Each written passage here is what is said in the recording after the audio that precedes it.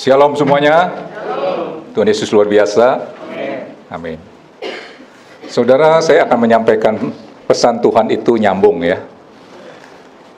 Saya yakin sih sebagian di tempat ini minggu lalu hadir kan. Saya cuma tanya temanya aja, kalau saudara sampai nggak inget, kebangetan. Apa tema khotbah saya minggu yang lalu? Apa? Hah? Ya, masih agak mending. Apa? Tentang pertobatan yang sejati. Kalau tadi Pak Aprianto bilang tentang kenapa kita lama di padang gurun, itu bicara prosesnya Tuhan. Ini nyambung ya. Nah, prosesnya Tuhan di padang gurun, saya ibaratkan seperti ulat mau menjadi kupu-kupu, dia harus lewat fase kepompong. Fase kepompong itulah yang paling menderita, dan di situ tujuan Tuhan Yesus adalah supaya kita bertobat. Nah, khotbah minggu lalu adalah tentang pertobatan yang sejati.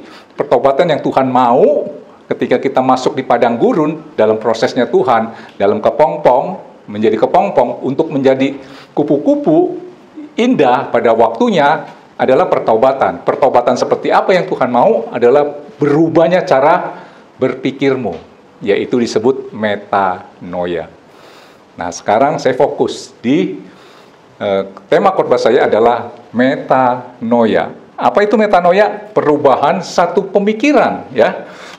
Perubahan pikiran yang membuat engkau harus lebih bahagia.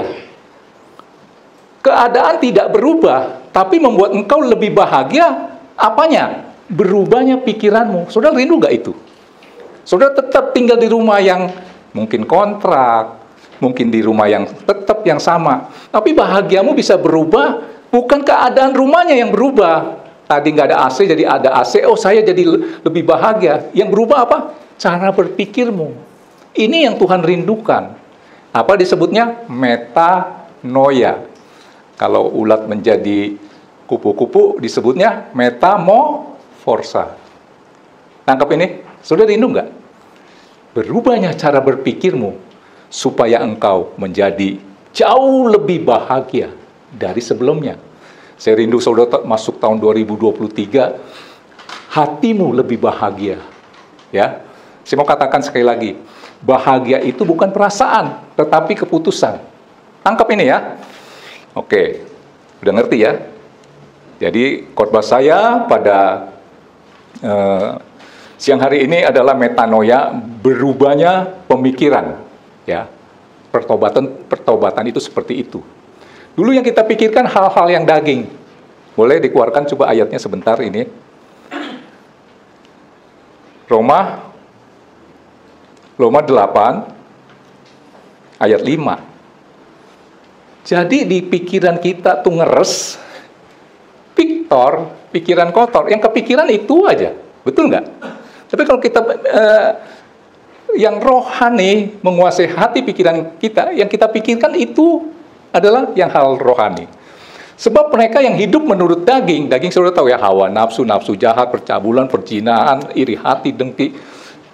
Sebab mereka yang hidup menurut daging memikirkan hal-hal yang dari daging. Mereka yang hidup menurut roh memikirkan hal-hal yang dari roh. Ayat 6-nya. Sebab mereka ya, karena keinginan daging adalah maut, tetapi keinginan roh adalah hidup dan damai sejahtera. Jadi, istilah kerennya, you are what you think. Gitu kan? Yang lu pikirin akan jadi seperti apa yang kau pikirkan. Nanti ada kesaksian hidup tentang seorang aktor ya. Sudah nangkep ini? Oke. Saya kasih satu cerita dulu. Saudara, benar nggak sih kalau orang-orang itu ya, manusia itu lebih senang diceritain ya, daripada dipidatoin ya? Betul nggak ya? Anak saya dulu kecil-kecil tuh sering itu, Pak cerita dong, cerita. Ya udah saya ngarang-ngarang aja cerita apa gitu ya. Nah ini cerita nyata nih. Nah ada seorang anak kecil yang setiap kali mau bertanding atau berlomba, dia selalu akan minta izin ke belakang, yaitu ke WC. Selalu begitu kebiasaannya. Terus dia bertanding dan lebih banyak menangnya gitu ya. Nah ketika dia mendapatkan juara, ya piala atau apa, dia ditanya oleh seseorang, "Nak, kamu hebat ya, setiap dalam pertandingan, perlombaan, selalu kamu juara gitu ya. Apa sih rahasianya Ditanya begitu kan. Dan ada satu guru agak curiga adalah setiap perlombaan, maksudnya mau menjelang perlombaan, dia akan permisi sama gurunya minta izin ke WC. Hal itu dilakukan setiap kali ada perlombaan. Dan ibu guru atau penanya ini bertanya, kamu ngapain sih setiap kali mau bertanding selalu pamit permisi ke belakang? Sebentar ya. Saudara tahu dijawab oleh anak itu adalah dia berdoa. Nah ini luar biasa kan? Berarti sebelum bertanding, karena dia mau berdoanya sungguh-sungguh, mungkin angkat tangan bagaimana. Kalau berdoa di depan umum kan paling lipat tangan begitu doang ya. Makanya dia permisi sama ibu gurunya, Bu saya permisi mau ke belakang. Nah di WC itu, di kamar mandi itu dia berdoa sungguh-sungguh. Nah pertanyaan saya begini, bertanding ya antara si A si B gitu ya. Berdoa berharap supaya menang dong, betul nggak? Umum kan? Nah pertanyaan saya adalah, apa kira-kira yang didoakan oleh anak kecil ini? Regu A jawab. Isi doa dari anak itu apa? Nggak bisa jawab, berarti nggak pernah doa kali ya. Kalau kamu mau doa nih, mau bertanding gitu, hah? Bersyukur ya nggak apa-apa. Regu B. Pernah bertanding? Justin kalau bertanding berlomba, kamu berdoa minta apa? Menang ya, lawannya kalah. Saudara tahu nggak, anak kecil ini luar biasa. Dia berdoanya seperti apa? Ya, dia berdoa supaya nanti kalau dia kalah, dia nggak nangis. Dia tetap bahagia. Itu lu keren, betul nggak? Tangkap sesuatu? Saya mau cocokkan dengan yang saya mau sampaikan.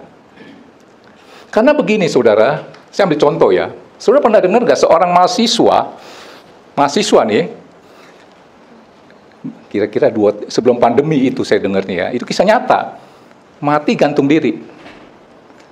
Dilihat latar belakangnya, itu keluarga cukup berada. Masih ingat nggak? Seorang mahasiswa dia mati gantung diri. Saudara tahu nggak penyebabnya apa? Cuman karena deskripsinya istilahnya apa tuh ya, sama dosennya, ya ditolak atau di apa. Cuman karena itu doang. Nah akhirnya selidik punya selidik, ternyata anak ini itu dari masih SD, dari kecil sampai masuk mahasiswa yang akhirnya dia mati bunuh diri, itu selalu ditopang oleh orang tuanya. Dan anak ini tidak pernah mengalami kegagalan. Jadi waktu dia jadi mahasiswa, ketika deskripsinya ditolak, karya tulisnya ditolak atau bagaimana, ada hal yang dianggapnya kurang sama dosen, bunuh diri, saudara, bayangkan. Karena dia selalu udah ditanamkan, selalu sukses, berhasil, tidak pernah gagal. Nah, begitu dia masuk ke perguruan tinggi, cuman ditolak oleh dosennya itu, dia gantung diri. Saudara bisa bayangkan nggak? Apa yang membuat dia mau gantung diri? Pikirannya. Tangkap ini ya? Oke. Nah, jadi saudara kalau yang ada anak gitu ya, kalau jatuh, terus kalau barangnya berantakan, sudah jangan bantuin gitu. Harus mereka bertanggung jawab, selesaikan. Itu akan menanamkan diri dia bahwa kegagalan itu biasa. Kegagalan itu adalah kesuksesan yang tertunda. Ini nanti saya mau ajarkan kepada saudara. Kalau saudara mengalami banyak kegagalan, ya, Ciputra bilang begini, orang yang sukses itu adalah orang yang jatuh 10 kali, bangkitnya 11 kali. Ngerti ini ya? Oke. Nah, pikiran kita ditentukan oleh apa yang masuk ke dalam kita. Istilahnya doktrin. Pergaulan, ya. Saudara bergaul dengan siapa?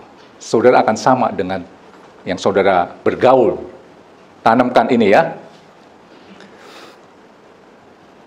Kalau saudara bergaulnya, kalau sekarang kan mungkin begini ya, maksudnya gini. Sebentar ya. Jadi pikiran kita, sebentar, akan ditentukan apa yang masuk ke dalam. Apa tuh? Doktrin, pergaulan, bergaul dengan siapa, kita akan sama dengan siapa. Misalnya kalau saudara bergaul, maaf ya, saya yakin nih, termasuk saya, lebih banyak bergaul dengan handphone ya. Betul nggak? Ya. Nah, penggiat sosial media itu akan disebut apa? Influencer. Itu artinya apa? Yang bisa mempengaruhimu. Yang bisa mempengaruhi memakai apa kamu. Makannya apa? Nah, itu disebut influencer ya. Jadi, kalau bergaulnya saudara itu dengan handphone, dan handphone itu pasti akan mempengaruhi saudara. Kalau saudara lihat di TikTok, nah ini kesaksian ya. Saya setiap kali mau tidur tuh saya minum susu. Pemikiran saya lebih sehat atau bagaimana. Tapi ini nggak tahu ya kebenarannya ada atau enggak. Nah, 2 hari yang lalu saya baca. Ternyata susu itu katanya mengandung memang hal-hal yang baik itu banyak. Ada satu mengandung laktosa ya. Itu apa? Karbohidrat ya katanya. Itu katanya tidak cocok untuk orang yang diabetes. Sejak saya lihat itu, saya jadi berhenti itu beli susu. Tapi baru berapa hari, saya akan menyelidiki kebenarannya. Nah, itu contoh. Dia mempengaruhi saya, betul nggak? Jadi pergaulan itu bisa mempengaruhi saudara. Nah, apa yang mewarnai pikiran kita? Nah, survei sudah membuktikan begini. Ini saya sudah sampaikan ya. Diselidiki, orang bisa sukses. Kenapa gitu ya? Kemarin Rahayu kirim satu cerita bukan cerita ya, video ya. Saudara nonton nggak? Cerita tentang si A dan si B. Si A orangnya pintar sekali. Si B itu biasa-biasa aja. 5 tahun kemudian, si A hidupnya biasa-biasa saja. Yang si B, yang ya, otaknya biasa-biasa aja, kepintarannya biasa-biasa aja, 5 tahun kemudian menjadi orang sukses. Diselidiki dong. Kenapa? Saudara kan sekolah tinggi-tinggi kan supaya sukses. Mau jadi orang pintar ya. Ternyata kok si A itu orang pintar, 5 tahun kemudian akhirnya menjadi orang biasa. Yang si B yang di sekolahnya itu kepintarannya biasa-biasa aja, 5 tahun kemudian menjadi orang yang luar biasa. Apanya yang membedakan? Ternyata si A ini orangnya apa ya? Hati pikirannya ibaratnya hatinya seperti gelas aqua segede gini nih. Gampang tersinggung, baperan, nggak dihargai sedikit, langsung pindah dari pekerjaannya. Sedangkan si B ini enggak, tahan banting. Diapain kayak dia tetap aja bertahan. Jatuh 10 kali, bangkit 11 kali. Nah, akhirnya saudara bisa simpulkan dong, yang menjadi ukuran orang itu sukses itu apa? Saudara sekolah tinggi-tinggi kan mau sukses kan? Ternyata enggak begitu loh. Saudara nangkep ini. Contoh mahasiswa yang tadi, kenapa dia mati bunuh diri? Cuman karena seorang dosen menolak dia punya karya tulisnya. Sudah bisa bayangkan, hanya karena itu. Begitu juga si A, pinter sih, tapi hatinya baperan, gampang tersinggung. Sudah bisa ngerti ini? Nah, survei membuktikan